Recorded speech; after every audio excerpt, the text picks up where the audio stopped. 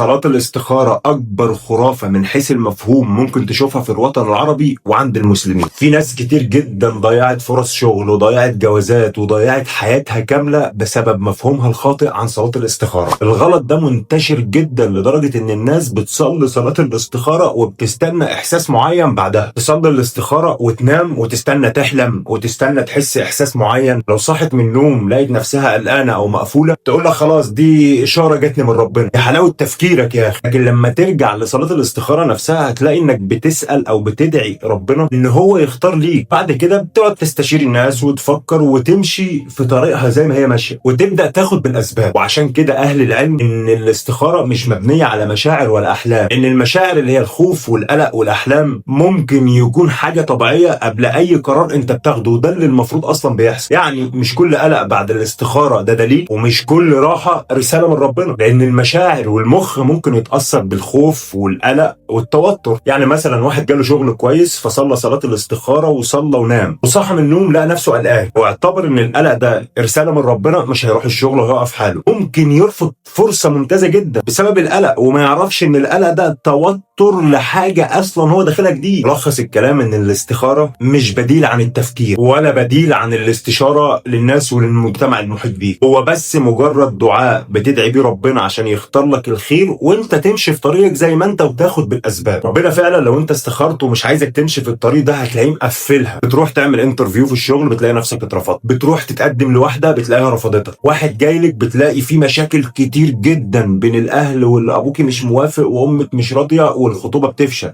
دي فعلا ممكن تكون تساهيل ربنا في الاستخارة. لكن انك تبنيها على احساس اساسا بيجي لك طبيعي جدا لما تاخد اي قرار جديد في حياتك، يبقى انت راجل متخلف.